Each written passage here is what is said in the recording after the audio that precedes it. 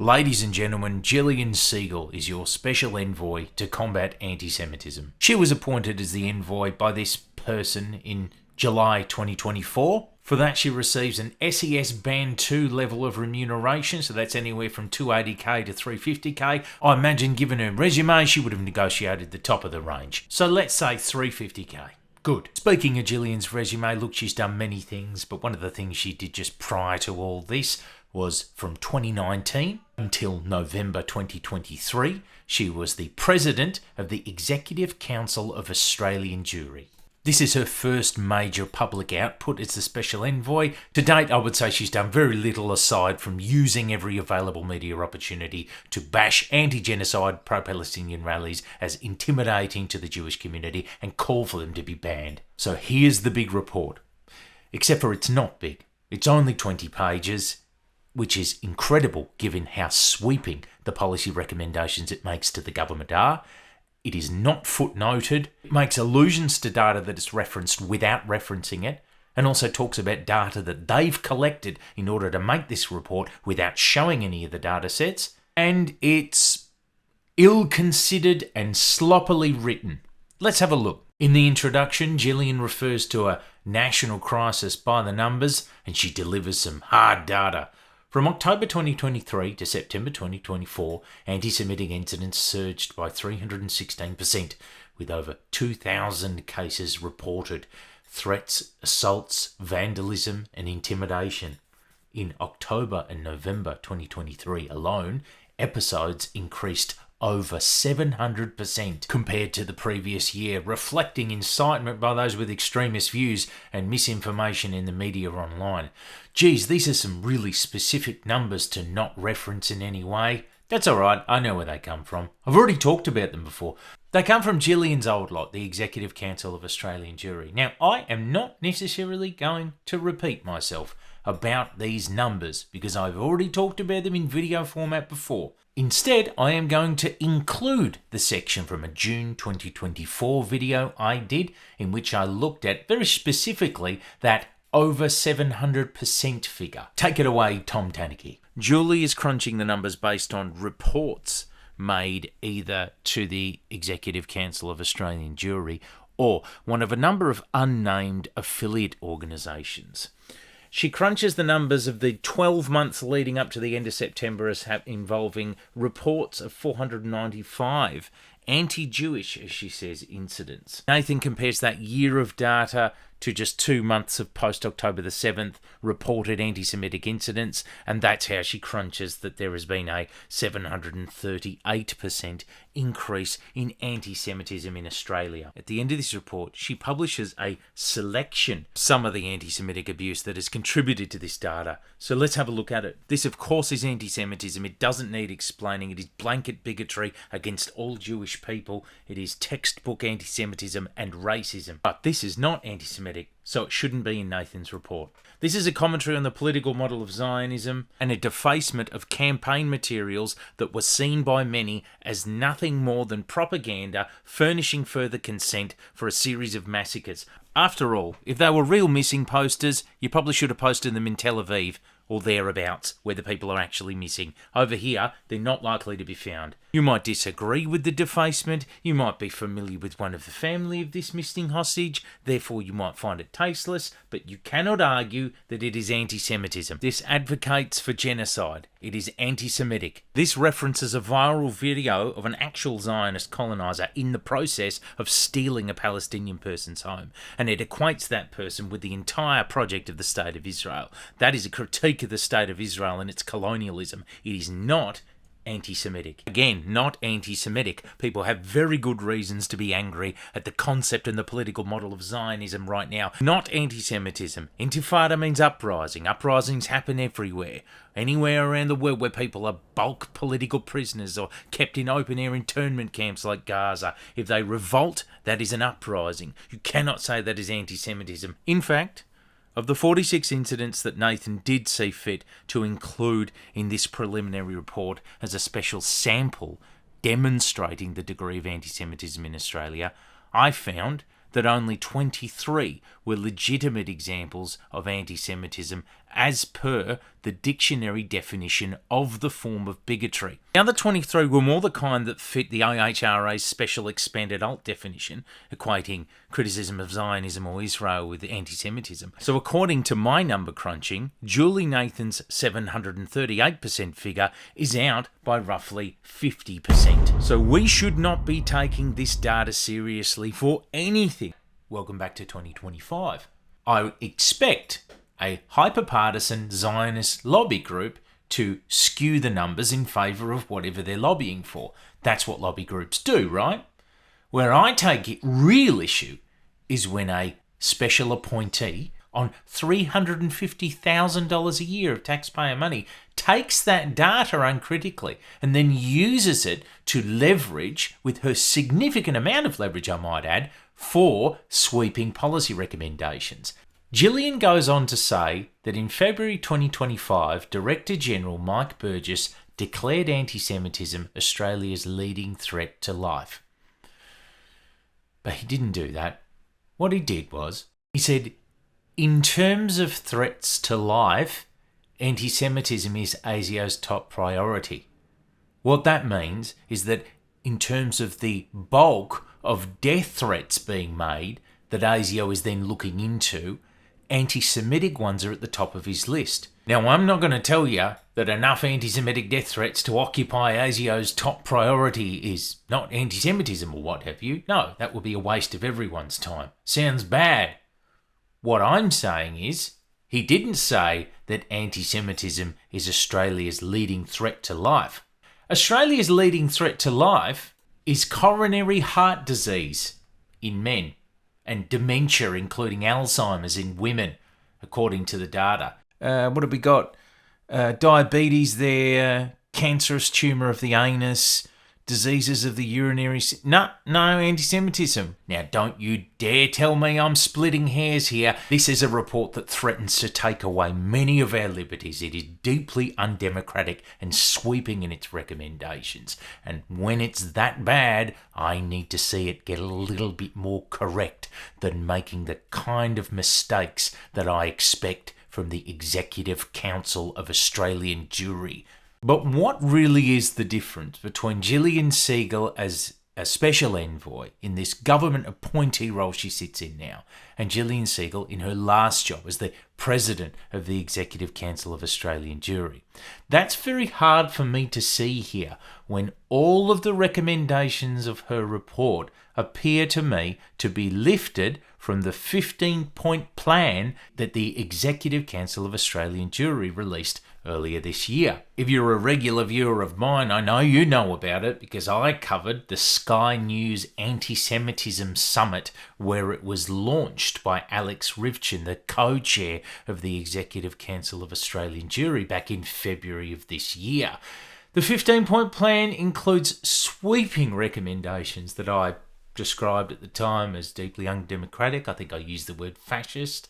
They're shocking.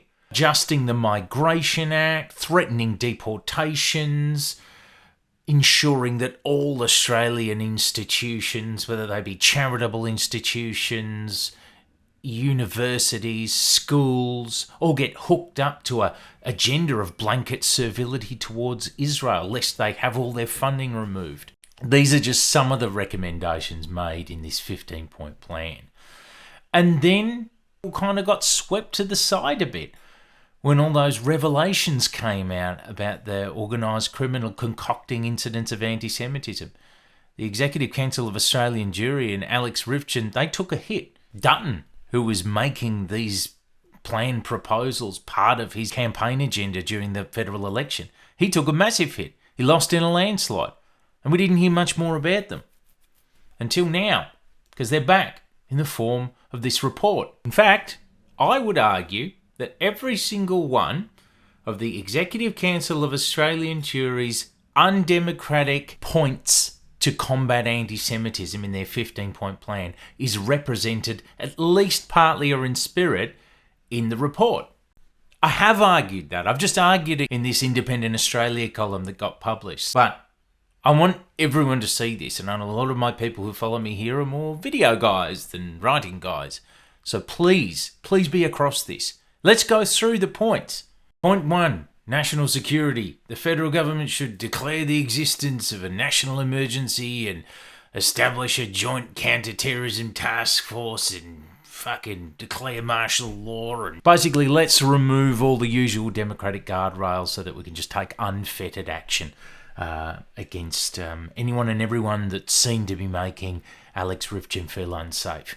Hysterical, but expected for a hardline Zionist lobby group. Envoy's report says if threats escalate, emergency coordination measures, including a standing joint task force and potential national security declarations, should be considered. So same thing, you'll notice an element of like vagueness of language that's absent from the 15-point plan. It's a little bit like trying to have your cake and eat it too. She wants to include it in there. She feels obliged to do so. But she knows that she has to tone it down slightly. Incidentally, I don't know if you noticed this, but just above the bit I was referencing, she manages to get it right about Mike Burgess and what he said. Do you think that you could do a bit of a once-over, a bit of a final edit of this demand for martial law, mate? Number 2 of the 15-point plan, uniform policing guidelines should be established and intelligence and law enforcement should be trained in understanding what anti-Semitism is and how it's expressed so they can identify and prosecute those who commit crimes. In the Envoy's report, this whole part about 3.2, law reform training and enforcement, is basically replicating the second step. It says, ensure that current legislation to counter hateful and intimidating conduct is and remains appropriate, and equip police, prosecutors, regulatory bodies in the judiciary with a thorough understanding of anti-Semitism. So training. So, what the council said, just reworded, really. The council, anti-Semitism education should be included within the national curriculum. The Envoy, with the support of government, the Envoy will embed Holocaust and anti-Semitism education with appropriate lesson plans in national and state school curricula. The council, a public awareness and advertising campaign to debunk the ideology of anti-Semitism, undermine its appeal, particularly directed at young audiences. The Envoy, in view of data that shows younger Australians are more likely than older Australians to hold anti-Semitic views, government should work with the Special Envoy in consultation with the Jewish community to support trusted voices to refute anti-Semitic views, particularly on social media platforms. To the Council, point 5, there should be a national ban on encampments, the disruption of lectures by student protesters and external organisations or individuals orchestrating campus protest activities. The Envoy says, the Envoy will work with government to enable government funding to be withheld where possible from universities, programs or individuals within universities that facilitate, enable or fail to act against anti-Semitism. I'd argue that proposing complete withholding of government funding to universities is the best the Envoy reckoned that she could do in terms of translating the council's deeply undemocratic proposed, blanket withdrawal of freedom of expression by banning all encampments and banning this, banning that, banning the other. Here's the funny thing. We're all actually meeting each other halfway here. This is one of the proposals that has shocked the public, but I don't think Gillian understands why. I think she probably would have been quite surprised to see how much it would have shocked people. She's actually seeing herself as toning down it because I believe she's working with what the council has given her. And her job is to tone some of the things down. So she's stepping down a little bit from what the council has originally recommended. And now she's coming out and realising that in the real world, normal people think that's deeply undemocratic.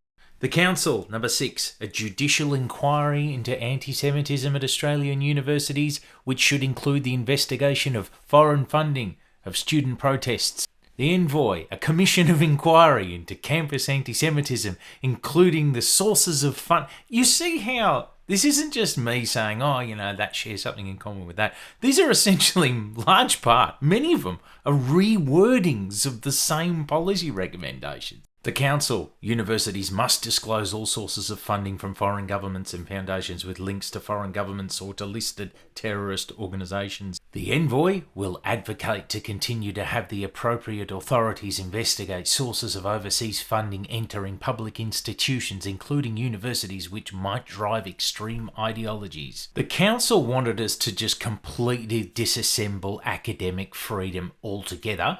They said, there needs to be legislation to overcome restrictions on disciplinary action against academics who support violence or vilify students. This is another one of those instances. I quoted this same part earlier where I think the Envoy thought she was toning it down a bit, only to be met by everyone else's normal point of view that in fact this is deeply undemocratic. So again, I refer to the fact that she said the Envoy will work with government to enable government funding to be withheld where possible from yada yada yada individuals within universities. So this is essentially approaching the same thing without wanting the report to look like it was quite going as hard as the Council's recommendation that we just disassemble academic freedom altogether. Just nobody else felt that way. Nobody else sees the world the way that Gillian does. The Council, number 9, religious and other charitable institutions should have their charity status and all funding revoked if they promote racism, including anti-Semitism, or display terrorist symbols. The Envoy, this is another copy-paster, remove deductible gift recipient status for any charitable institution which promotes speakers or engages in conduct that promotes anti-Semitism. Council's number 10, greater scrutiny of the sources and uses of funds administered by charities to ensure that they're not used to support terrorism or carry out activities outside of their charitable purpose. Look, there you go. The Envoy happens to agree.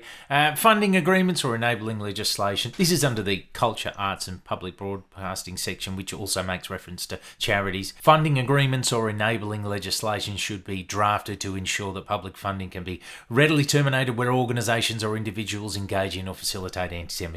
The Evil Council's point 11 and point 12, sorry for my anti-Semitism. Immigration officers must be trained to recognise anti-Semitism and to assess whether applicants have promoted anti-Semitism, which would disqualify them under the character test. Point 12, the Migration Act should be enforced or, if necessary, amended so that anti-Semitic conduct is grounds to refuse a new visa or cancel an existing one. Another copy-paste job from the Envoy on this most undemocratic slew of proposals. The Envoy will advocate the government to screen visa applicants for anti-Semitic views or affiliations, ensure the Migration Act and associated decision-making and review processes effectively facilitates visa refusals or cancellations for anti-Semitic conduct and rhetoric, and the Envoy will provide anti-Semitism training to staff within the Department of Home Affairs and all those involved in processing visa applications. Council wants regulatory parameters for algorithms to limit the reach of anything on social media that they deem anti-Semitic, and it just so happens that the Envoy's report is demanding exactly the same thing. The Council wants government grants to festivals and individuals to come with a condition that the recipient does not spread racism and that the grants can be revoked at any time. Funnily enough, the Envoy is asking for exactly the same thing. Finally, the Council's demand for a balance of representation on literary and cultural festival boards and among senior staff responsible for programming choices also just happens to be reflected in the Envoy's report. Are you fucking kidding me, mate? The old copy-paste. The old copy the homework. This is incredible. You know, Josh Butler, writing for The Guardian, shared this on the 10th of July before the report came out. He said sources inside Labor in the Jewish community said they expected at least some of Siegel's recommendations would be influenced by a 15-point plan set out by the Executive Council of Australian Jewry. At least some? The whole fucking thing!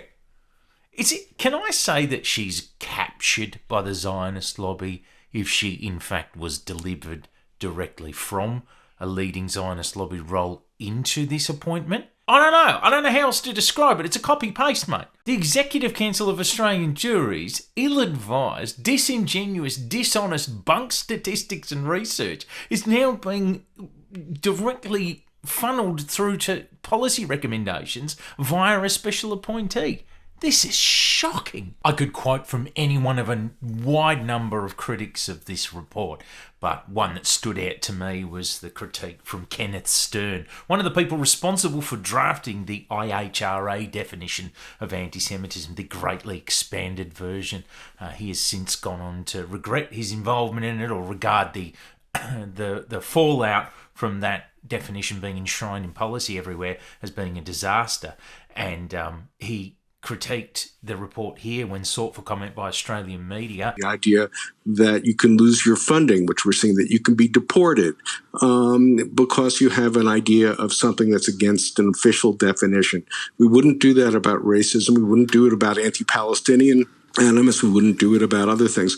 But it's being used this way, to go after speech. And what that does is not only harm democracy, it blinds us to how anti-Semitism actually works. I mean, if you think in the United States, for example, you had the Tree of Life murder, which was horrible, right? But the background noise to that was the vilification of immigrants. Another excellent critique of the report came in the Sydney Morning Herald from the Jewish Council of Australia's Josh Bornstein. He said, "The appointment of Siegel as a special envoy and her subsequent recommendations are infused with the notion that protecting Australian Jews from anti-Semitism is more important than the battle against racism for other minorities, and such an approach fuels anti-Semitism rather than curbing it.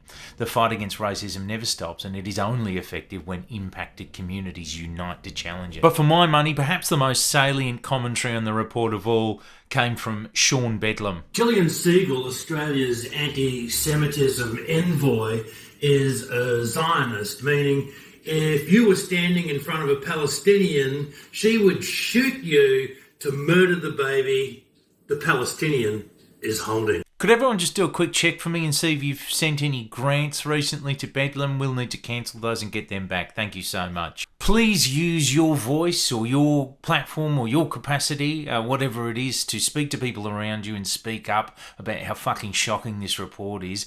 We really need this to not be enshrined in law or Australian government policy. It's going to affect a lot of lives and to no end. Certainly not going to combat anti-Semitism. Thanks for watching, everyone. This has been another presentation by Tom Tanuki, Australia's special anti-Semitism envoy. See you next time.